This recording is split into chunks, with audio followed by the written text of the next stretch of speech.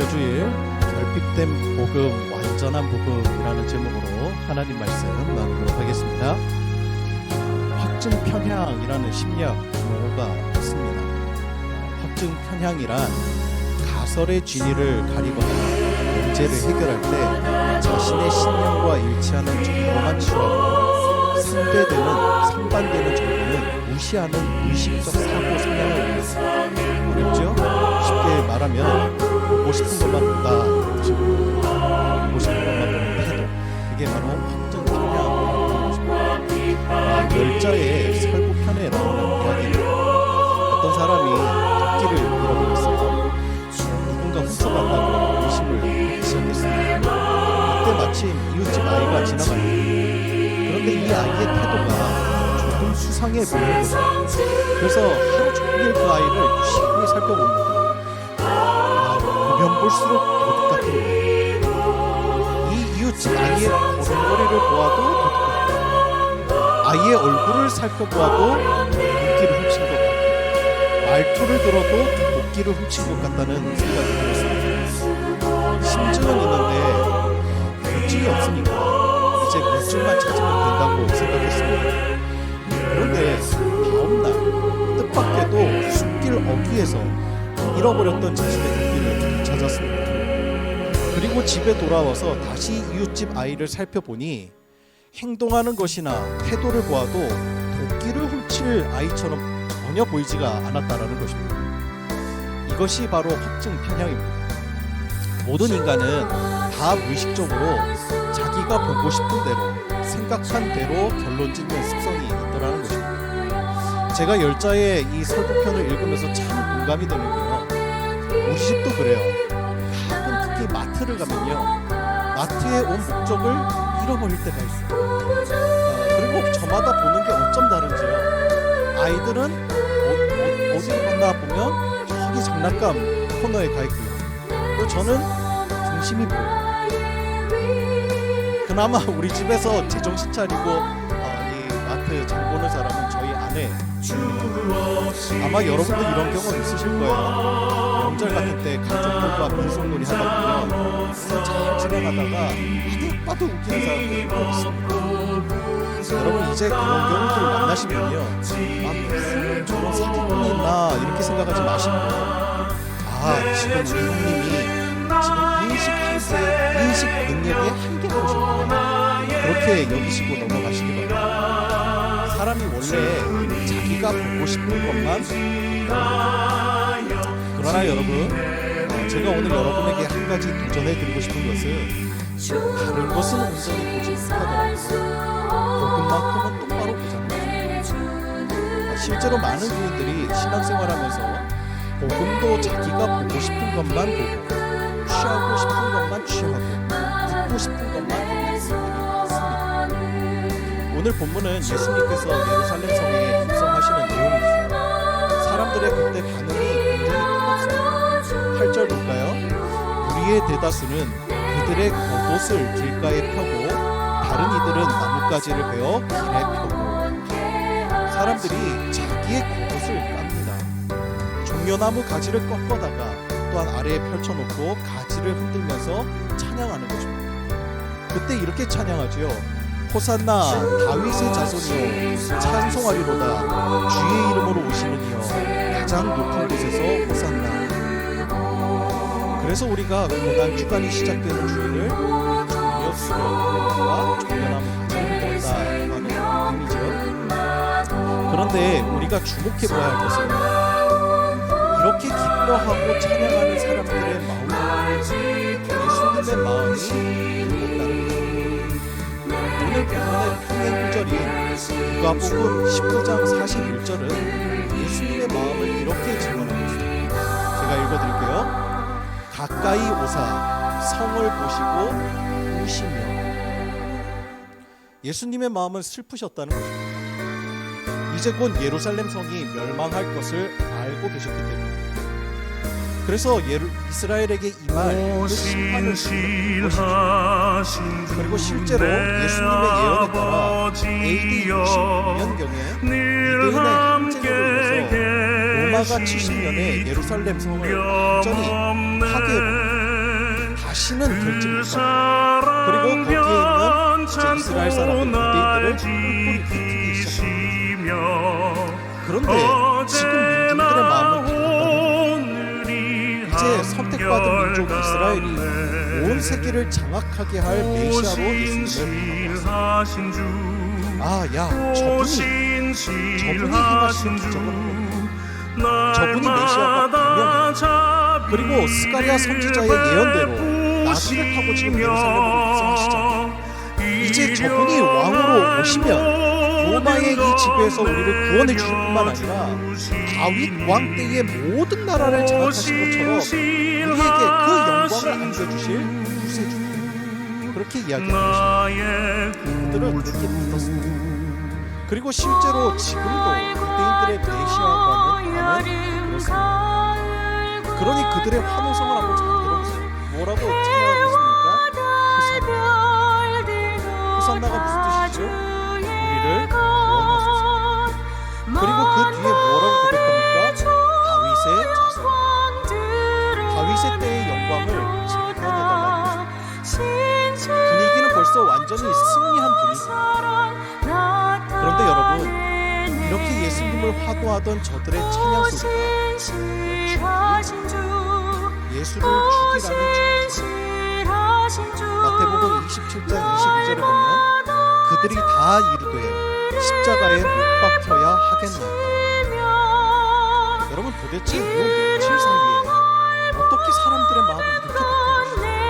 어떻게 하면 사람이 이렇게 차갑게 냉정하게 바뀌었습니까? 이유는 자신들이 생각한 메시아와 예수님의 행적이 예수님께서 예루살렘에 입성한 후의 행보를 한번 보세요.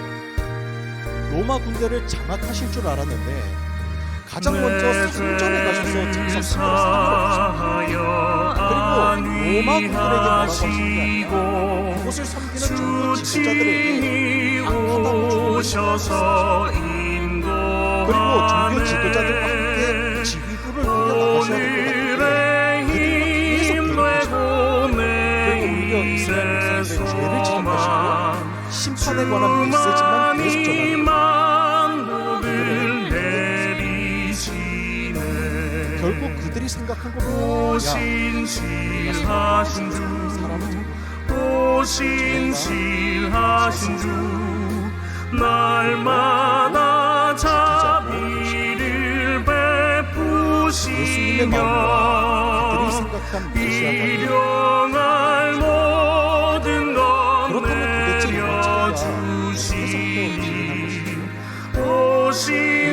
오신실하신 진짜 메시아를 알아보지 못한 매우 어리석고 정한 사람들이라고 우리 유대인들을 평가하지만 사실 유대인들은요 정치 지도자로서의 메시아를 기다렸던 것은 다 성경 말씀에 근거했기 때문입니다.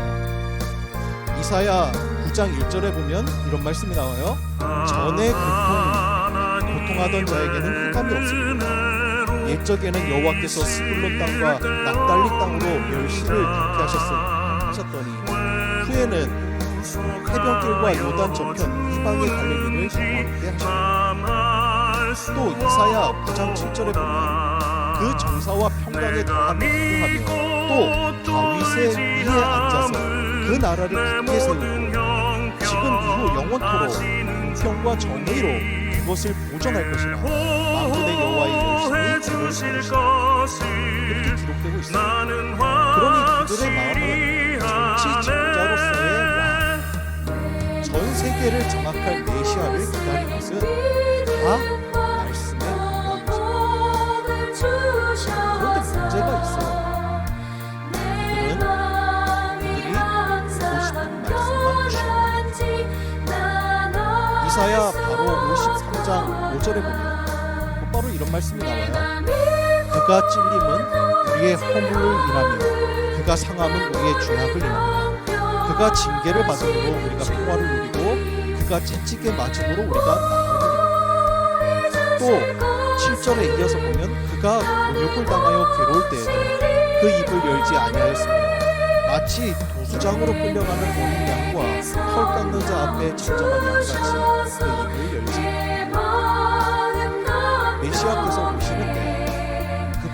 어떤 메시아인지를 말씀이 증언하고 그런데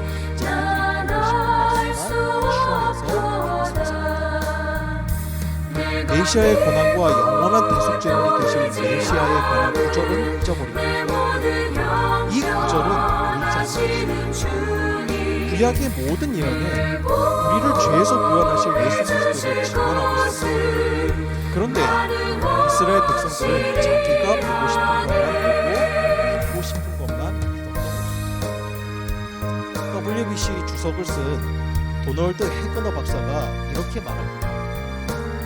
백성이 메시아를 알아보고 환영하였지만 역설적이게도 진정한 메시아였기에 그들은 예수를 십자가에 못 박았다. 여러분, 이것이 두려운 일입니다. 이스라엘 백성들이 예수님을 못 박은 것은 오직 하나, 그들이 복음을 온전히 보지 못했다. 자기가 원하는 것만 보았고 그렇다면 여러분, 오늘 이 본문이 우리에게 주는 메시지는 무엇입니까? 그것은 바로 너희는 복음을 어떻게 보고 있는가, 우리는 어떻게 복음을 이해하고 읽고 있는가, 주님이 보이십니다.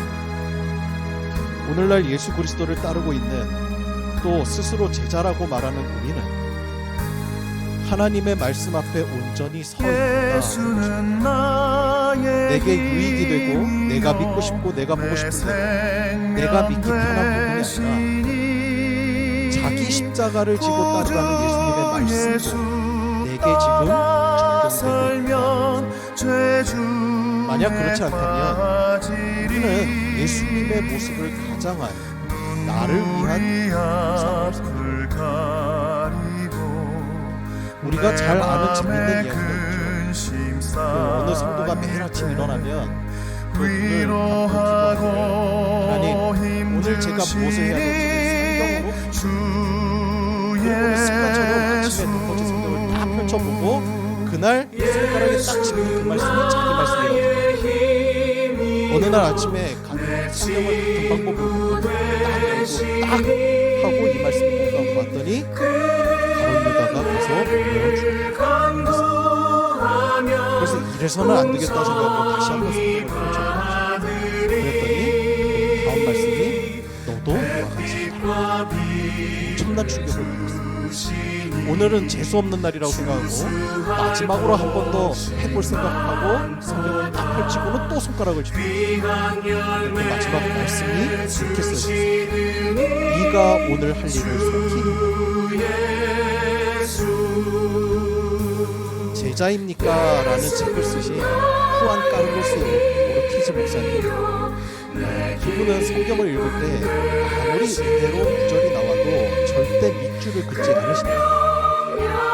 이분이 처음부터 그런 건 아닙니다. 이분이 한 번은 성경을 읽다가 마태복음 11장 28절에서 29절을 읽게 됩니다.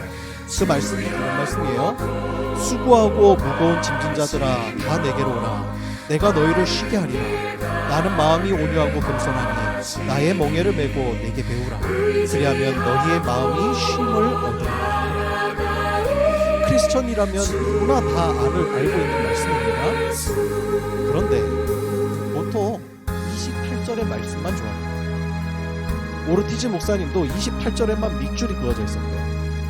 이유는 은연중에 내가 너희를 쉬게 하리라 라는 말씀은 너무 좋은데 나의 멍에를 메라 라는 구절은 원하지 않았기 때문에. 그래서 복음이 우리의 삶에 균형 있게 역사하지 못하고 내가 원하는 것에 오히려 복음이 악용되는 일이 벌어지는 것이죠. 그래서 우리가 신명기서 딱 펼치면 길에서 복을 받고 길에서도 복을 받고 성읍에서도 복을 받고 이런 말씀 너무 좋아합니다. 은혜가 돼요. 그런데 자기 십자가를 지고 나를 쫓을 것이다 하는 말씀. 자기가 보고 싶은 것만 보는 거죠. 어느 목사님께 딸이 둘이 있었다고 하죠. 그런데 어릴 때부터 성경 교육만큼은 철저히 시켰다고 해요. 말씀을 외워야 잠을 재우고 했답니다. 그런데 어느 날 이 두 딸이 싸우는데 싸워도 말씀으로 싸우더라고요. 그런데 들어보니까요 섬뜩해요. 큰 딸이 동생에게 그러더래요. 하나님이 너의 연수를 짧게 하시며 너의 직분을 타인이 뺏게 하시며 너의 자녀들은 유리하며 구걸하고 그들의 황폐한 집을 떠나 빌어먹게 하소서. 섬뜩하죠? 그랬더니 동생도 질세라 이렇게 얘기했다. 주께서 언니를 엄히 때리고 외식하는 자가 받는 벌에 처하리니 거기서 슬피 울며 이를 갈리라. 싸워도 어떻게 이렇게 싸우냐고. 우리가 하나 되게 하소서 원수까지도 사랑하라. 이런 말씀은 왜 전하지 않나요? 그래서 오르티즈 목사님이 그 책에 이런 말씀을 하세요. 제가 그대로 읽어드릴게요. 잘 들어보세요. 만약 하나님 나라의 복음을 대하기를 원한다면 성경을 펼쳐서 밑줄이 그어져 있지 않은 구절을 읽으라. 왜냐하면 여기서부터 중요해요. 잘 들어보세요. 그 구절들이야말로 우리가 결핍을 보이고 있는 진리입니다. 여러분 오늘 혹시 우리에게도 결핍된 복음이 있지 않습니까? 예수님이 이제는 용서해라, 이제는 끊어라, 그게 살 길이다. 근데 그게 잘 안 돼요. 반대로 염려하지 마라, 내가 너와 함께 있다. 낙심하지 마라, 너는 내 것이다. 요동하지 마라, 내가 너의 반석이라. 그런데 염려가 되고 낙심이 되고 쉽게 요동한다면 그것이 내가 가지고 있는 결핍의 영역. 여러분 이제 우리에게 복음은 결핍된 복음이 아니라 완전한 복음입니다. 그래서 하나님께서 우리에게 고난 주간을 허락하시는 것은 굉장한 일이에요. 고난과 부활이 복음 중의 복음 아닙니까? 모두가 부활의 영광을 바라지만 그 전에 반드시 우리가 먼저 짊어져야 할 십자가가 있다는 사실을 붙잡게 되는 주간이 바로 고난 주간이더라고요. 나를 위한 반쪽 복음이 아니라 완전한 그 복음을 전하는 주간이죠. 한국의 슈바이처라고 불리는 문창호 장로입니다. 그분은 북한에서 태어났고 죽음의 위기를 많이 겪으셨고 일제시대 때 또 북한 공산당에서 죽음의 위기를 겪었고 남한에 넘어와서 많은 고생을 했습니다. 그러나 그분이 예수님을 그러다가 만났습니다. 그 후에 그분의 삶이 완전히 바뀌었습니다. 절대 절망하지 않겠다고 다짐했고 정말 그런 삶을 살았습니다. 하나님이 날 사랑하신다는 이 충분한 복음 때문에 모든 일에 열정을 쏟았습니다. 자신의 삶에 맡겨주신 자리에 성실히 살았습니다. 의사로서 또한 국회의원이 되셨습니다. 그리고 세브란스 병원장, 인천 도립병원장, 국립마산 결핵 요양소장, 원주 연합 기독병원장 이런 직을 맡아서 봉사했습니다. 이분이 96세로 하나님 나라에 부름받기까지 무려 의사로서 70년 동안 환자를 돌보는 일이었습니다. 그는 평생 사람 살리는 일에 전념하며 복음을 전했죠. 나라를 잃었던 일제시대에도 한국 전쟁 와중에도 또한 의약병원으로 의사들이 휴폐업할 때 묵묵히 소망을 가지고 환자를 돌보는 일을 전념했다는 겁니다. 오전 6시부터 밤 늦게까지 병원에서 진료했습니다. 그분이 이렇게 말했어요. 의사 면허는 하나님께서 주신 것입니다. 절대로 게으름 피울 수가 없습니다. 잠 못 자고 울면서 딱한 처지에 있는 사람에게는 차비도 줘가며 참 열심히 환자를 돌봤습니다. 부활의 신앙이 확고하게 생겼습니다. 그가 환자를 돌볼 때마다 부활의 복음을 전하고 소망을 줬거든요. 한 번은 30년 전쯤 경찰관이 손을 묶은 채로 환자 앞으로 달려온 적이 있습니다. 이 문 장로님은 치료를 마친 후에 그의 손을 붙잡고 무슨 죄를 지었는지 모르겠지만 예수님 믿고 회개해야 된다. 그를 설득했다고 합니다. 다음날 경찰관이 찾아와 우리가 밤새 소리 지르며 울었다. 도대체 그에게 무슨 약을 먹였나? 그렇게 예수님께 물었다. 그랬더니 웃으면서 그렇게 말씀하셨습니다. 신약을 보여줬습니다. 얼마 후 그 죄수 환자가 사형 집행장으로 가면서 나는 지금 예수님으로 인하여 구원받고 천국 가는 길로 철저히 그의 모습이 완전히 바뀌었습니다. 그분은 그런 말을 그래서 그분이 자서전을 펴면서 이런 제목을 붙였어요. 천리마 꼬리에 붙은 쉬파리. 천리마 꼬리에 붙으면 천리를 단숨에 날아갈 수 있듯이 아무런 능력 없는 자신을 하나님께서 지금까지 올 수 있도록 해주셨다. 그건 신앙 고백이었습니다. 여러분, 이 고백은 1년에 한 번 돌아오는 이 주, 그동안 존재하지 못하고 살았다. 그동안 헌신하지 못하고 살았다. 그동안 십자가 이번 주간 온전히 답답해질 것 같지만 실제로는 하나님의 사랑을 천국까지 경험하는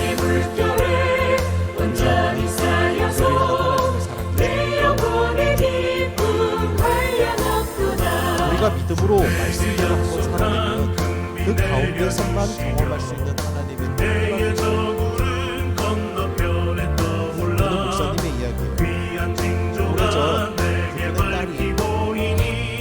딸이 말을 시작할 때 사모님이 아이에게 그 아이를 그리고 예수님에게 주님 대신에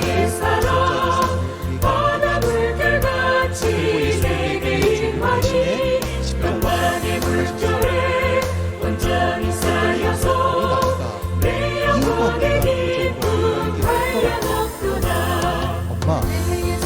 엄마는 내가 중요해? 다른지 내가 중요해? 그래서 당연히 우리 딸이 중요하지. 그런데 딸이 하는 말이 그런데 왜 하나님은 자기 아들을 주셨어?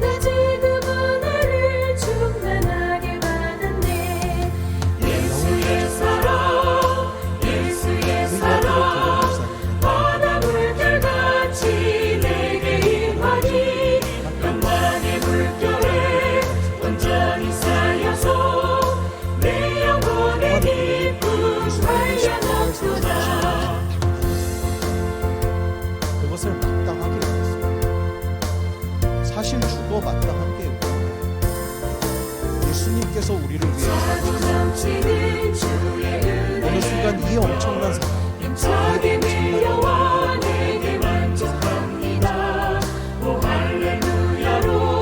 이 은혜 하나만으로 충분히 나를 가장 좋은 것을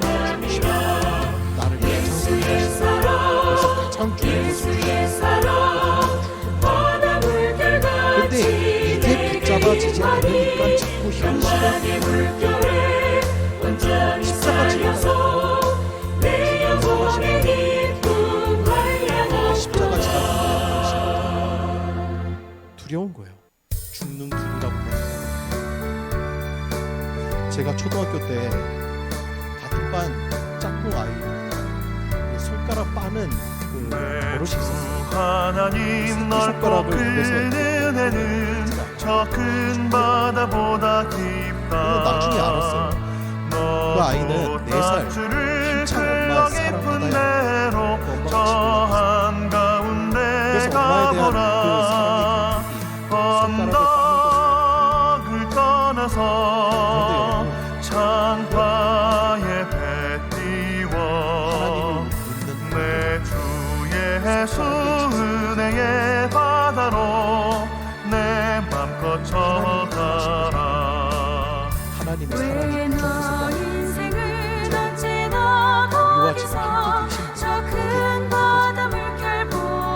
그래서 교회를 다니지만 자꾸 세상 같은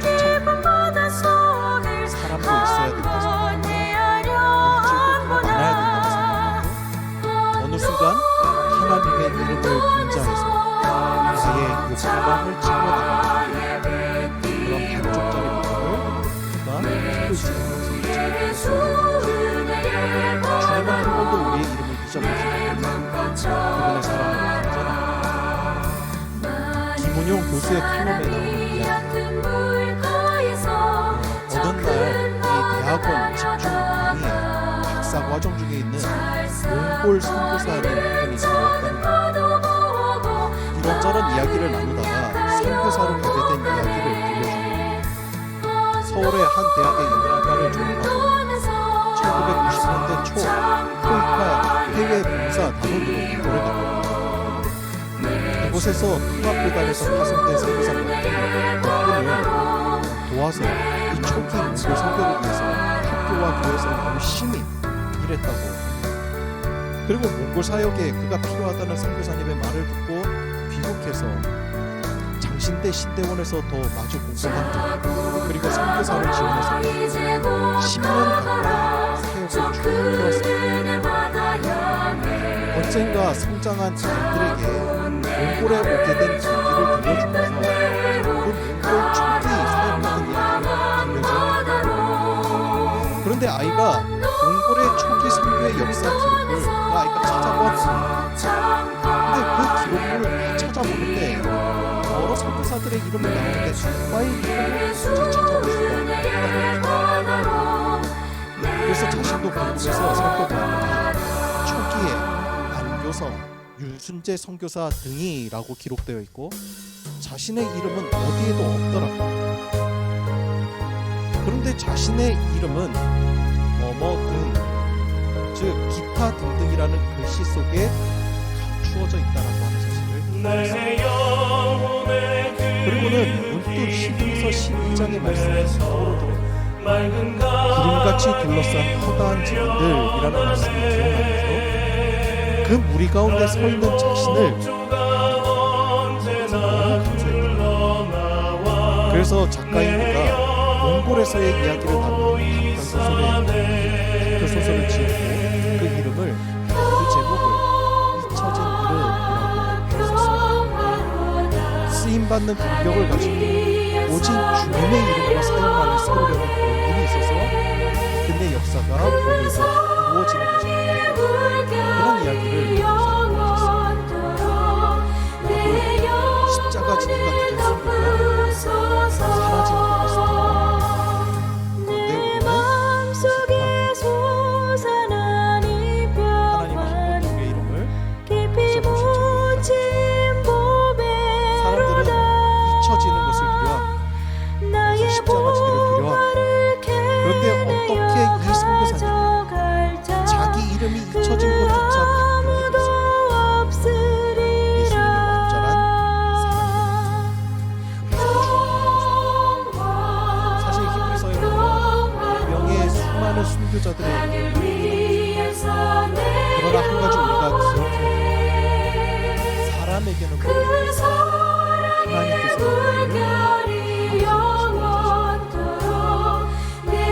오늘 종료주일입니다. 그렇게 고백되었으면 좋겠습니다.